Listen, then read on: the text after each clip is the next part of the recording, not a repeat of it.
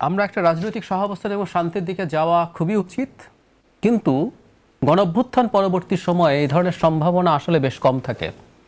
আমরা যদি যেসব দেশে গণঅভ্যুত্থান হয়েছে সেসব দেশের, মিডল ইস্টের দেশের দিকে তাকাই, মানে গৃহযুদ্ধ থেকে বাদানুবাদ হতে হতে অনেক কিছু হয়েছে। গৃহযুদ্ধ হয়েছে, যেগুলো তো হয়নি সেগুলো তো হয়েছে। এটা একটা কারণ আছে আসলে।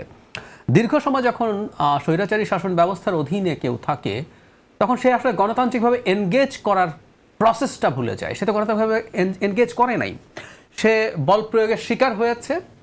সে পাল্টা বল প্রয়োগ করতে চেয়েছে, সে চেয়েছে স্বৈরাচারকে পাল্টা বল প্রয়োগের মাধ্যমে ক্ষমতাচ্যুত করতে।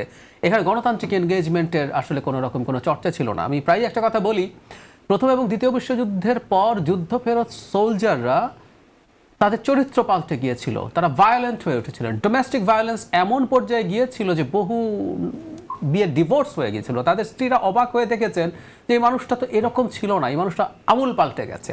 আমরা যুদ্ধের একটা এক্সট্রিম উদাহরণ, কিন্তু আমরা যে ধরনের স্বৈরাচারী ব্যবস্থা ছিলাম, আমাদেরও এই ধরনের চরিত্রগত পরিবর্তন হয়ে গেছে। একই সাথে যোগ করব, এক তো আমাদের গণতান্ত্রিক এনগেজমেন্টের প্রবলেম, দ্বিতীয় হচ্ছে বাংলাদেশের যেহেতু স্টেট স্ট্রাকচার, এটা বাংলাদেশ না, ইন অল দ্য কান্ট্রিজ যেখানে এই ধরনের অথরিটেরিয়ান রেজিম থাকে, সেখানে আসলে প্রতিষ্ঠান ভেঙে যায়। যেহেতু প্রতিষ্ঠান ভেঙে যায়, স্টেট ঠিকমতো কাজ করতে পারে না, তখন অনেক নন স্টেট অ্যাক্টর এর মধ্যে জড়িত হয়। এটা দেশে আছে, দেশের বাইরে আছে। আবার অ্যাট দ্য সেম টাইম এই টার্মোয়েলের পরিস্থিতিতে যেটা হয়, জিওপলিটিক্যাল হিসাব নিকাশ থাকে, এখানে অনেকে ঢুকে পড়ে। ফলে রাজনৈতিক দলগুলোর মধ্যে বিভেদ এবং বিভাজন তৈরির একটা পরিকল্পনাই থাকে, কারণ প্রত্যেকের ভেস্টেড ইন্টারেস্ট আছে। এর মধ্যে থেকে আসলে আমাদের জন্য কাজটা খুবই কঠিন। এটা নাম্বার ওয়ান।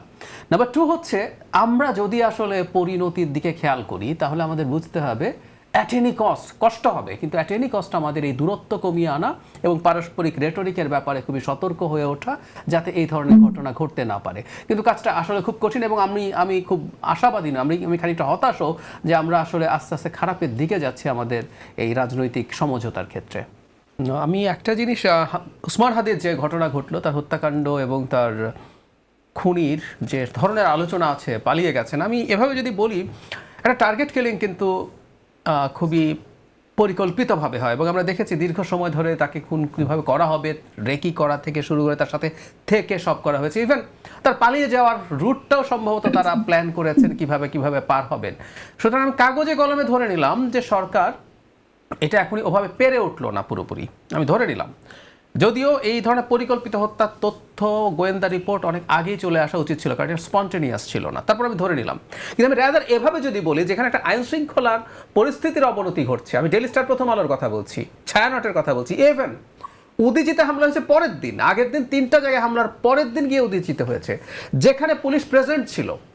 প্রথম আলোতে হামলার সময়, হামলার আগে পুলিশ কথা বলছিল ক্রাউডের সাথে, এটা লাইভ স্ট্রিমিং আছে, একটা পত্রিকা তাদের অনলাইন প্ল্যাটফর্মে কন্টিনিউয়াসলি এটা লাইভ স্ট্রিম করছিলেন। একই কথা প্রযোজ্য ডেইলি স্টারের ক্ষেত্রে। ফলে যেখানে উপস্থিত আছে আইন শৃঙ্খলা রক্ষাকারী বাহিনী, সেখানে সে পদক্ষেপ নিচ্ছে না। আর একটা খুনের পরে তদন্ত সেটা করে সবসময় যে সফল হবে তা না। খুবই উন্নত দেশগুলোতেও খুনের তদন্তের একটা পার্সেন্টেজ কিন্তু শেষ পর্যন্ত রিজলভড হয় না। আমি বলছি না এটার এক্সকিউজ হিসাবে, কিন্তু যেটা আপনার সামনে ঘটছে সেটা আপনি করছেন না। এবং আমি দুজনকে কোট করি, এগুলো আমরা একসময় বলতাম, এখন আরও দুজন মানুষকে নিয়ে আমরা আলাপ করছি। জনাব নুরুল কবির, যিনি ডেইলি স্টারের ওখানে নিচে থেকে সরকারের সাথে কমিউনিকেট করে বলেছেন, উনি আজও একটা প্রোগ্রামে বলেছেন যে সরকারের একটা অংশ, আমি একটা অংশকে আসলে পুরো অংশই বলতে চাই, কেন বলছি, জনাব নাহিদ ইসলামও বলেছিলেন, এবং জনাব নাহিদ ইসলাম কিন্তু সরকারে ছিলেন, যাদেরকে বিরুদ্ধে অভিযোগ করছেন এগুলো সব তার কলিগ ছিল, সো সরকার সম্পর্কে তিনি বেটার জানেন। আসলে আংশিক হয় না, একটা অংশ হয় না কেন? ধরে নিলাম একটা অংশ করছে, 2-3জন উপদেষ্টা আছেন, তারা এইসব ব্যাপারে ইনভলভ, সাথে পুলিশের একটা অংশ।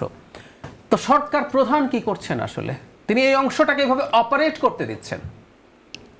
এই তথ্য নুরুল কবির 2.5 ঘন্টায় যদি জেনে থাকেন, জনাব নাহিদ ইসলাম এখন সরকারে নেই, উনি জেনে থাকেন, ডক্টর ইউনূস জানেন না? ডক্টর ইউনূসের কাছে গোয়েন্দা রিপোর্ট নাই, উনি এনাদের সাথে বসেন না, কিভাবে সিস্টেমটা কাজ করে উনি জানেন না, প্রেস সচিব বলছেন দায়িত্বপ্রাপ্ত কারোর কাছ থেকে রেসপন্স তিনি পান নাই, এগুলো কি আকাশ থেকে পড়েছে?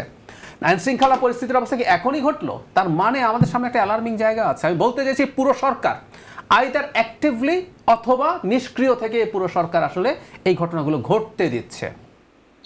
এই ঘটনাগুলো ঘটতে দিচ্ছে। এখন সেটা যদি হয়ে থাকে আসলে সরকারের কি করণীয়, তাহলে তো মানে খুব বড় প্রশ্ন তৈরি হয়ে যায়।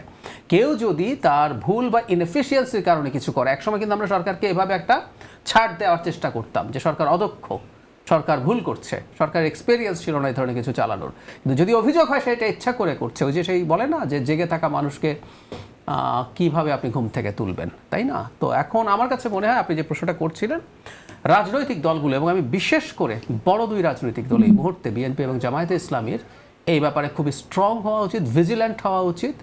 আমি অন্তত বিএনপিকে বলবো, কারণ তাদের গ্রাসরুট পর্যন্ত সেই ধরনের সংগঠন আছে, তাদের উচিত হবে সরকারের উপরে ওই ধরনের চাপ তৈরি করা, বা রাজনৈতিক দলগুলো নিজেদের মধ্যে তাদের মাঠে যাতে সাংগঠনিক শক্তি নিয়ে থাকে। আমি বলছি না আওয়ামী লীগের মতো পাহারা দিতে হবে, এটা বেআইনি, সেটা করা যাবে না, কিন্তু তারা তাদের শক্তি কোনো না কোনো ফর্মে নিয়ে মাঠে থাকে এবং নিজেদের মধ্যে যতটা সম্ভব সংঘাত এড়ানোর চেষ্টা করতে হবে। কিন্তু সামনে অনুমান করি দলগুলোর মধ্যে সংঘাত লাগিয়ে দেওয়ার বা বাঁধিয়ে দেওয়ার চেষ্টা হবে। একটু খেয়াল করি আমরা, ওসমান হাদির স্পেসিফিক কোনো বড় দল ছিল না, ওনার কোনো রাজনৈতিক দলও নেই। ইনকিলাব মঞ্চ একটা রাজনৈতিক মঞ্চ হিসেবে আমরা দেখতে পারি, এটা রাজনৈতিক দল না। কিন্তু যদি আল্লাহ না করুক বিএনপি বা জামায়াতের কোনো প্রার্থী এভাবে গুলিবিদ্ধ হন, কি হতে পারে তখন? আমরা ওসমান হাদিকে কেন্দ্র করেই দেখেছি পারস্পরিক দোষারোপের একটা টেন্ডেন্সি শুরু হয়ে গিয়েছিল। যদি এরকম একটা কিছু ঘটে তাহলে কি হতে পারে? এই জন্য আমি বলছি এই ঘটনাগুলো ঘটানোর প্রবণতা থাকতে পারে, চেষ্টা থাকতে পারে, তাই বড় দলগুলোকে অনেক বেশি দায়িত্বশীল আচরণ করতে হবে। কারণ সরকার ফাংশন করছে না সেটা বড় কথা না, সরকার ইচ্ছাকৃতভাবে এই সংঘাত উস্কে দিচ্ছে। এখন আমরা এই অভিযোগের মধ্যে ঢুকে পড়েছি।